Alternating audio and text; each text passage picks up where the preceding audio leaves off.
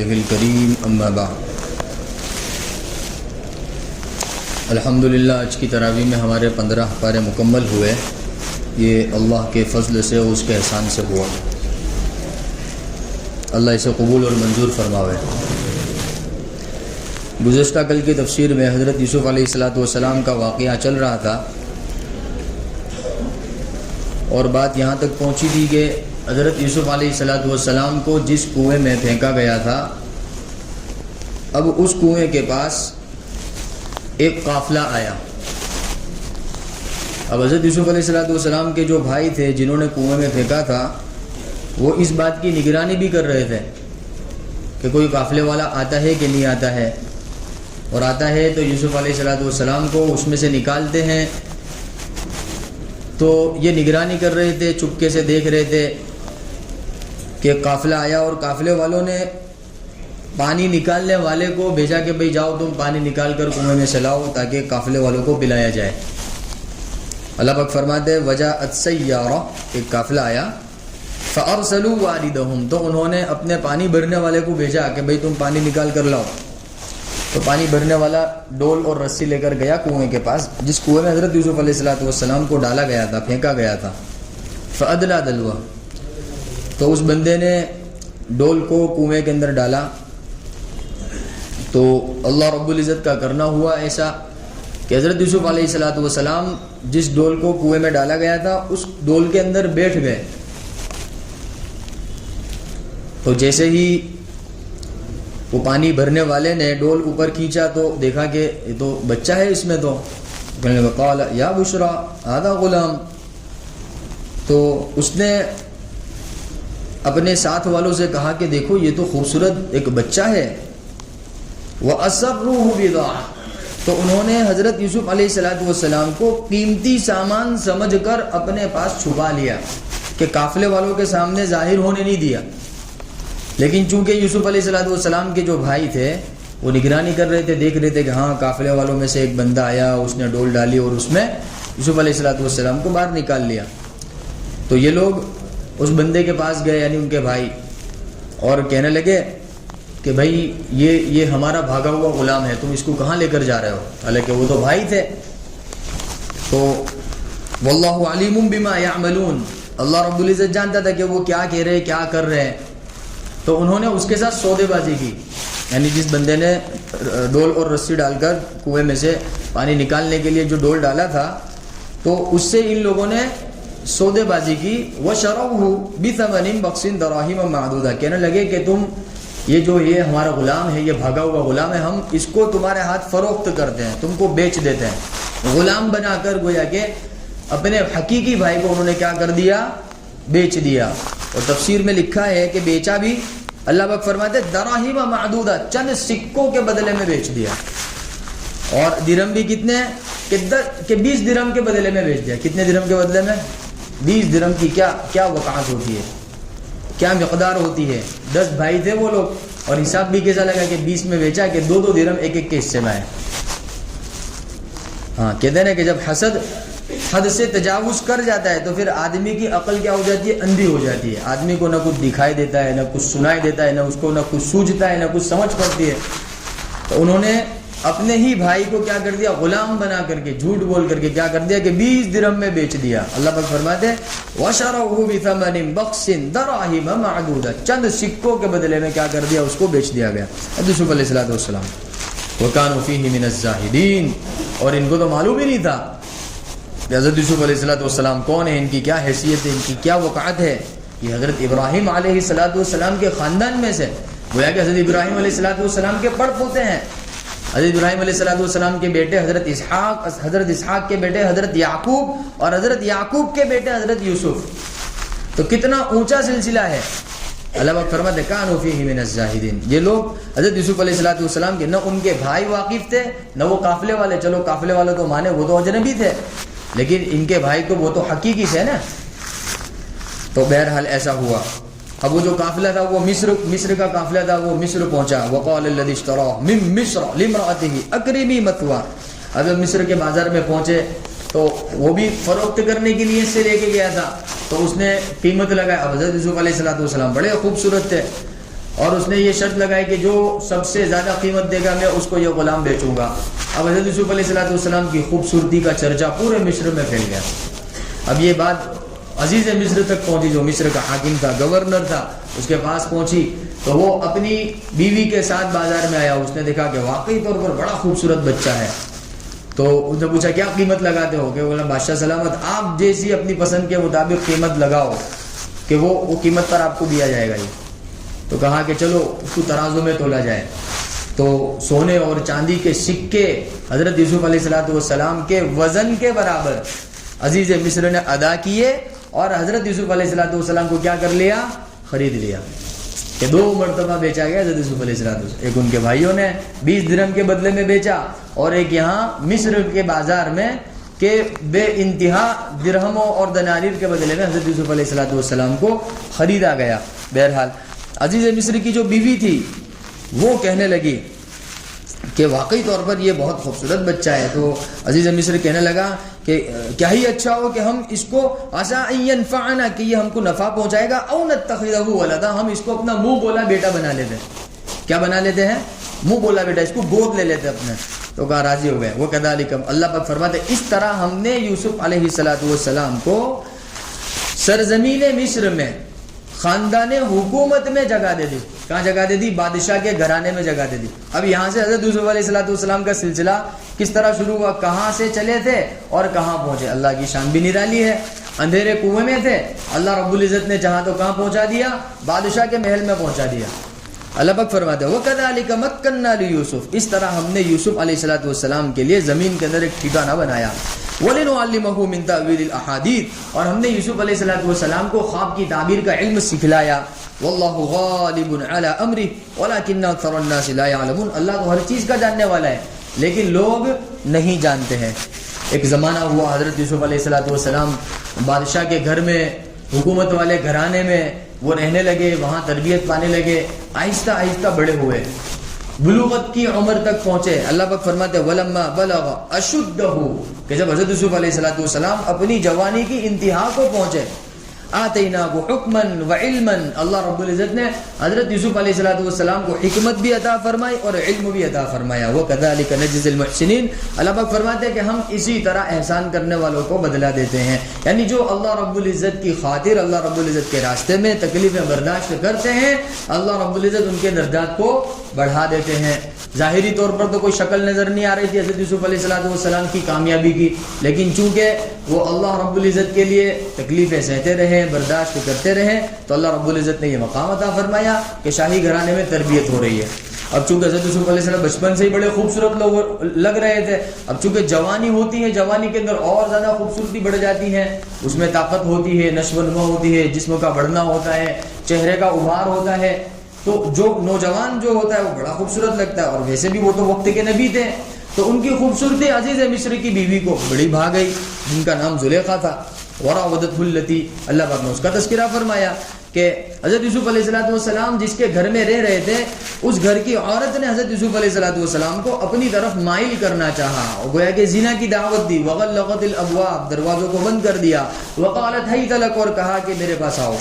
قال معاذ اللہ، حضرت یوسف علیہ السلام نے فرمایا کہ اللہ کی پناہ، میں ایسا نہیں کر سکتا. انه ربی احسن مثواي، کہ تمہارا جو شوہر ہے وہ تو اس کا بادشاہ ہے اور اس نے مجھے بہترین ٹھکانہ دیا، میں امانت میں کیسے خیانت کر سکتا ہوں؟ اس نے میرے پہ احسان کیا ہے، میں احسان کا بدلہ برائی سے نہیں دے سکتا.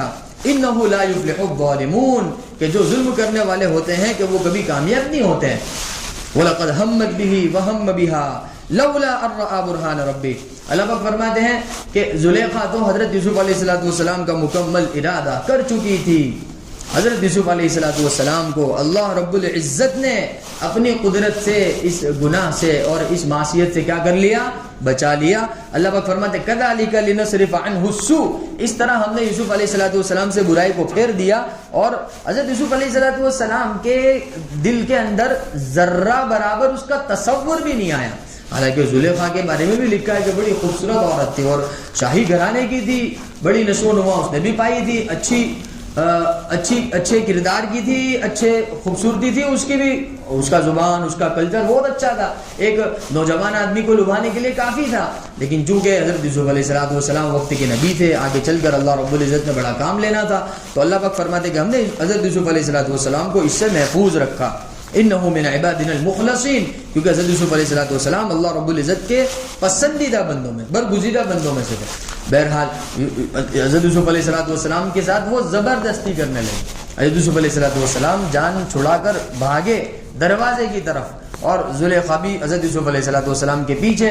اب جیسے ہی حضرت یوسف علیہ السلام دروازے پر پہنچے ہیں، زلیخا کے ہاتھ میں حضرت یوسف علیہ السلام کے کرتے کا گریبان آ گیا، اور ویسے ہی اچانک عزیز مصر بھی دروازے پر، دروازہ کا کھلنا ہوا، عزیز مصر بالکل سامنے ہے، زلیخا پیچھے، حضرت یوسف علیہ السلام کا گریبان زلیخا کے ہاتھ میں. اللہ پاک فرماتے ہیں وَاسْتَبَقَ الْبَابَ، جیسے ہی وہ دروازے پر پہنچے، وَقَدَّتْ قَمِيصَهُ مِن دُبُرٍ، زلیخا نے پیچھے سے حضرت یوسف علیہ السلام کے کرتے کو پکڑ لیا. وَالْفَيَا سَجِّدَهَا لَدَى الْبَابِ، دیکھا کہ دروازے پر اس کا شوہر کھڑا ہے. وہ بالکل کیسی کیفیت ہوگی اور وقت کتنا زیادہ سنگین ہوگا کہ بھائی سامنے اس کا شوہر کھڑا ہے، پیچھے بیوی ہے، اور بیچ میں حضرت یوسف علیہ السلام. کیا تصور کیا جائے گا، کیا سوچا جائے گا، کیا بولا جائے گا. تو قالت ما جزاء من اراد، اب چونکہ عورت کی خاصیت ہوتی ہے باتیں بنانا، اب وہ باتیں بنانے لگی. حضرت یوسف علیہ السلام تو خاموش کھڑے ہیں، وہ باتیں بنانے لگی. قالت ما جزاء من اراد، جیسے عام طور پر عورتوں کی فطرت ہوتی ہے، وہ رونے لگ جاتی ہیں، گڑ گڑانے لگ جاتی ہیں اور بڑبڑانے لگتی ہیں. تو زلیخا بھی کہنے لگی قالت ما جزاء من اراد بأهلك، ذرا بتاؤ تو صحیح اس کی سزا کیا ہوگی جو آپ کی بیوی کے ساتھ غلط ارادہ کرے. بالکل معاملہ الٹا کر دیا. حضرت یوسف علیہ السلام تو بچ رہے تھے، یہ ان کے پیچھے پڑی ہوئی تھی، اور اب وہ کہہ رہی ہے اپنے شوہر کے سامنے اپنے آپ کو بچانے کے لیے، کیا کہہ رہی ہے؟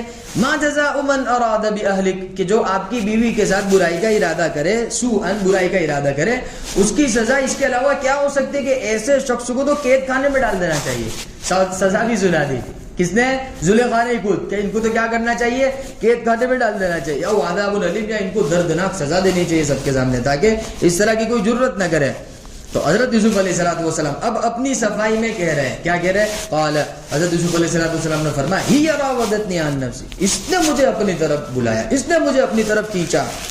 وشہد شاہد من اہلہا، عزیز مصر کہنے لگا تمہارے پاس کوئی گواہ ہے؟ حضرت یوسف علیہ السلام نے عزیز مصر کے خاندان میں ایک چھوٹا بچہ تھا جو گہوارے میں تھا، اس کی طرف اشارہ کیا، یہ گواہی دے گا. وشہد شاہد من اہلہا، اور وہ بھی حضرت زلیخا کے خاندان میں سے بھی تھا. من اہلہا، زلیخا کے خاندان کے ایک چھوٹے بچے نے اس کی گواہی دی. اور کیا کہا چھوٹے بچے نے کہ ان کان قمیصہ قد من قبل، اگر حضرت یوسف علیہ السلام کا کرتا آگے کی جانب سے پھٹا ہے تو سمجھ لو کہ زلیخا سچ بول رہی ہے اور یہ جھوٹ بول رہے ہیں. اور وَإِن كَانَ قَمِيصُهُ قُدَّ مِن دُبُرٍ، اور اگر کرتا پیچھے کی جانب سے پھٹا ہوا ہے تو فَكَذَبَتْ، زلیخا جھوٹ بول رہی ہے، وَهُوَ مِنَ الصَّادِقِينَ، اور حضرت یوسف علیہ السلام کیا کر رہے ہیں؟ سچ بول رہے ہیں. اب کرتا کہاں سے پھٹا تھا؟ پیچھے سے پھٹا تھا. تو فَلَمَّا رَأَىٰ قَمِيصَهُ، جب عزیز مصر نے حضرت یوسف علیہ السلام کے کرتے کو دیکھا تو قُدَّ مِن دُبُرٍ، تو وہ تو پیچھے کی جانب سے پھٹا ہوا تھا، وہ سمجھ گیا کہ بھائی حضرت یوسف علیہ السلام کیا ہے؟ بالکل بے قصور ہے. قال، وہ کہنے لگا انه من کیدکن عظیم، یہ تمہارا ہی ہے. وہ اپنی بیوی سے کہنے لگا کہ یہ تمہاری ہی غلطی ہے، یہ ان کیدکن عظیم، کہ تم لوگوں کا فتنہ بہت بڑا ہے. پھر چونکہ حضرت یوسف علیہ السلام کے ساتھ یہ معاملہ پیش آیا تھا، اب پورے مصر میں چرچا ہوگا، تو حضرت یوسف علیہ السلام سے تنہائی میں وہ عزیز مصر کہنے لگا کہ دیکھو جو ہو گیا سو ہو گیا، اب کسی کے سامنے اس کا تذکرہ مت کرنا، ورنہ لوگ کیا کریں گے کہ لوگوں کے سامنے ہماری بے عزتی ہوگی، لوگ ہماری برائیاں کرنے لگیں گے کہ یار عزیز مصر کی بیوی ایسی نکلی کہ وہ اپنے گھر کے غلام کے ساتھ یا سمجھو ایک طرح کے نوکر کے ساتھ اس طرح کا برتاؤ کرنا چاہتی تھی. تو یوسف اعرض عن ھذا، کیا کہنے لگا عزیز مصر کہ اے یوسف یہ معاملے کو کسی کے سامنے بیان مت کرنا، بس اس کو بھول جاؤ، ایسا سمجھو کہ کچھ ہوا ہی نہیں. یوسف اعرض عن ھذا واستغفری لذنبک، اور اپنی بیوی سے کہنے لگا کہ بھائی اپنے گناہ کی تو معافی مانگ کہ تو نے کتنی بڑی خطا کی. انک کنت من الخاطئین، کہ تجھ سے غلطی ہوئی. اب یہ واقعہ یہاں تک ہوا. اب چونکہ کوئی بھی ایسی بات پیش آتی ہے نا تو اس کو کتنا ہی دبایا جاؤ وہ ظاہر تو ہو ہی جاتی ہے. اب وہ معاملہ ظاہر ہو گیا، عورتوں کے درمیان چرچے ہونے لگے، یار عزیز مصر کی بیوی نے اتنا بڑا معاملہ کر لیا، ایسا کر لیا، ویسا کر لیا. اب عورتوں کے پیٹ میں بات ٹکتی نہیں ہے. وقال نسوۃ فی المدینہ، شہر کی عورتیں باتیں کرنے لگی کہ امرأۃ العزیز، کہ عزیز مصر کی بیوی تراود فتاها عن نفسه، اپنے نوکر کے ساتھ ایسا کرنے لگی. قد شغفها حبا انا لنراها فی ضلال مبین، ایسی بھی کیسی محبت تھی کہ نوکر کے ساتھ اس طرح کی باتیں وہ آپس میں کہہ رہے ہیں. اب یہ بات کس کے پاس پہنچی؟ زلیخا تک پہنچی. تو زلیخا نے فلما سمعت بمکرہن، زلیخا نے جب اپنے سلسلے میں سب گفتگو مصر میں چل رہی اس کو سنا تو ارسلت الیہن، تو جو عورتیں تھیں سب کو بلا بھیجا کہ سب کو کیا ہے کہ زلیخا چونکہ شاہی خاندان کی تھی تو اس کے بلاوے پر سب کو کہاں پر جو ان کا جو گھرانہ ایک علاقہ ہوتا ہے مستورات جہاں اکٹھا ہوتی ہے تو وہاں سب مستورات کو اس نے بلایا اکٹھا کیا. ارسلت الیہن واعتدت لہن متکا، اور ان کے لیے تکیہ لگانے والی کیا نشست لگائی اس نے، ایسے گدے وغیرہ لگائے، تکیے وغیرہ لگائے. وآتت کل واحدۃ منہن سکینہ، اور ان کے سامنے ایک دسترخوان رکھا، دسترخوان پر کچھ پھل فروٹ رکھے اور پھل کاٹنے کے لیے ان کے سامنے چھری بھی رکھ دی، یعنی پھل کاٹ کر نہیں دیا بلکہ پھل رکھا دیا اور کہا کہ یہ چھری رہے اپنے ہاتھ سے کاٹو اس کو. وقالت اخرج علیہ، اور اسی وقت حضرت یوسف علیہ السلام سے کہا کہ یہ جو مستورات بیٹھی ہوئی ہے ان کے سامنے سے تم خالی گزر جاؤ، صرف گزر جاؤ. زلیخا نے حضرت یوسف علیہ السلام، وہ معاملہ تو گیا گزرا ہو گیا تھا، سب بات چھوٹ گئی تھی. یہ ایک دوسرا واقعہ پیش آیا، انہوں نے کہا کہ حضرت یوسف علیہ السلام سے کہ تم یہاں سے ذرا گزر جاؤ. وقالت اخرج علیہن، تو حضرت یوسف علیہ السلام جہاں وہ مستورات بیٹھی ہوئی تھی، دسترخوان لگا ہوا تھا، جن کے ہاتھ میں چھری اور ہاتھ میں پھل تھا، وہ پھل کو کاٹ رہی تھی اور حضرت یوسف علیہ السلام وہاں سے گزرے. فلما رأینہ، جب انہوں نے حضرت یوسف علیہ السلام کو دیکھا تو وہ دیکھتی ہی رہ گئی. اکبرنا، وہ کیا ہو گئی؟ کیا بلا کی خوبصورتی اللہ رب العزت نے حضرت یوسف علیہ السلام، بڑی خوبصورت اللہ رب العزت نے سیرت اور صورت حضرت یوسف علیہ السلام کو عطا فرمائی تھی. فلما رأینہ اکبرنہ وقطعن ایدیہن، اور وہ حضرت یوسف علیہ السلام کو دیکھنے میں ایسی مگن ہوئی کہ وہ پھل کاٹتے کاٹتے اپنے ہاتھوں کو کاٹ بیٹھی، اپنی انگلیاں کاٹ بیٹھی. وہ فقطعن ایدیہن، اور وہ کہنے لگی وقلن حاش للہ ما ھذا، ارے کیا خوبصورت نوجوان ہے، ان ھذا الا ملک کریم، ارے ایسا لگتا ہے یہ تو کوئی فرشتہ ہے، یہ تو کیا ہے؟ کوئی خوبصورت فرشتہ ہے، یہ انسان نہیں ہے، یہ تو فرشتہ ہے. تو اب زلیخا کہنے لگی قالت فذلکن الذی لمتننی فی، یہی وہ نوجوان ہے جس کے بارے میں تم مجھے کیا کر رہی تھی؟ کوس رہی تھی اور میری غیبت کر رہی تھی، میری برائی کر. اب تم نے کیا کیا؟ تم بھی تو اس کو دیکھ کر کے اپنے ہاتھوں کو کاٹ بیٹھی ہو. وہ دیکھیے اوہ ہمارے ہاتھ کٹ گئے، ان کو پتا بھی نہیں چلا. لمتننی فی، اب وہ سبھی لوگوں نے حضرت یوسف علیہ السلام کے ساتھ برائی کا ارادہ کیا. وَلَقَدْ راوَدتُّهُ عَن نَفْسِهِ، وہ سب اب حضرت یوسف علیہ السلام کو اپنی طرف کھینچنے لگے. فَاسْتَعْصَمَ، یوسف علیہ السلام نے اپنے آپ کو بچایا. اور تو اس وقت عزیز مصر کے نے دھمکی دی، عزیز مصر کی بیوی نے، زلیخا نے کیا کہا کہ لَإِن لَمْ يَفْعَلْ مَا آمُرُ، اگر تم نے ہماری بات نہیں مانی، یعنی اگر تم ہمارے ساتھ یعنی زنا کرنے پر آمدہ نہیں ہوئے تو لَيُسْجَنَنَّ، تو تم کو ضرور بھی ضرور جیل خانے میں ڈال دیا جائے. ابھی تک تو ڈالا نہیں لیکن اب ڈال دیا جائے گا. اور وَلَيَكُونَ مِنَ الصَّاغِرِينَ، اور تم کو بڑا رسوا کیا جائے گا. حضرت یوسف علیہ السلام کہنے لگے اے میرے پروردگار، مجھے قید خانے کی زندگی پسند ہے اس چیز کے مقابلے میں جس کی طرف یہ مجھے بلا رہی ہے. وہ کس کی طرف متوجہ ہوئے؟ گویا کہ دعا کی حضرت یوسف علیہ السلام نے، کس سے؟ اپنے پروردگار سے. لہذا اس دعا سے پتہ چلا اگر کسی بندے کے دل میں زنا سے بچنے کی نیت ہو اور وہ یہ دعا کا اہتمام کرے تو اللہ رب العزت اس کی زنا سے حفاظت فرماتے ہیں، بشرطے کہ اس کی نیت کیسی ہو؟ بالکل سچی ہو. جیسے عام طور پر لوگ ہوتا ہے نا کہ بھائی ماحول بہت خراب ہے، چاروں طرف دیکھو تو ایسا ہے ویسا ہے، مستورات ایسی گھومتی ہے ویسی گھومتی ہے. حضرت والا حضور اعلیٰ، وہ ہمارا کام ہے کہ ہماری آنکھوں کو کہاں لے کر جانا ہے اور کہاں لے کر نہیں جانا ہے. اس لیے اللہ کے نبی نے فرمایا کہ یہ جو نظر ہے نا، یہ شیطان کے تیروں میں سے ایک تیر ہے.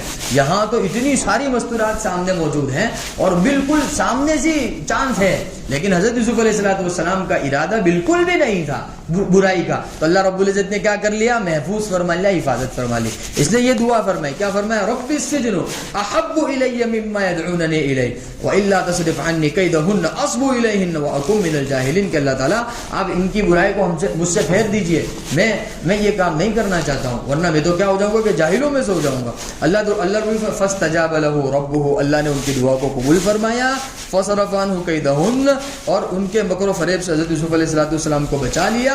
اور پھر واپس یہ والا معاملہ وہ عزیز مصر تک پہنچا کے واپس ایسا ایک واقعہ پیش آیا. پھر عزیز مصر نے کیا کیا کہ بھائی اس میں تو اپنی عزت کی نیلامی ہو جائے گی, اس سے اچھا ہے کہ یوسف کو کیا کر دو, جیل خانے میں ڈال دو, کہ نہ وہ باہر رہے گا اور نہ یہ مستورات اس کی طرف متوجہ ہوگی. تو یہی شکل اس کو نظر آئی, لہذا اس نے حضرت یوسف علیہ السلام کو کہاں ڈال دیا, قید خانے میں ڈال دیا. مصر کے بازار سے خریدا گیا تھا اس نیت سے کہ اس کو ہم کیا بنائیں گے, اپنا بیٹا بنائیں گے. اور جن لوگوں نے بیٹا بنانے کا ارادہ کیا تھا وہی لوگ حضرت یوسف علیہ السلام کے جیل خانے میں جانے کا کیا بن گئے, ذریعہ بن گئے. انشاءاللہ آئندہ کل کی تفسیر میں آگے کا واقعہ آئے گا. اللہ تعالیٰ صحیح سمجھ عطا فرمائے, اور اللہ رب العزت جس طریقے سے یوسف علیہ السلام کو اللہ اپنے برائی سے بچا, اللہ ہمیں بھی برائی سے بچا. سبحان اللہ و بحمدہ. ویڈیو کو اپنے جاننے والوں, پریوار اور دوستوں میں شیئر ضرور کریں. کیا پتا آپ کا ایک شیئر کسی کی زندگی بدل دے. ویڈیو شیئر کرنے کے علاوہ آپ ایک کام اور کر سکتے ہیں, اور وہ ہے اس ویڈیو کو 1 لاکھ لائک تک پہنچانا. اگر ایک مسلمان ہونے کے ناطے گرو محسوس ہوا ہو تو اس ویڈیو کو لائک اور شیئر ضرور کریں. ایسی اور ویڈیو کو دیکھنے کے لیے ہمارے چینل کو سبسکرائب کریں, گھنٹا ضرور دبائیں.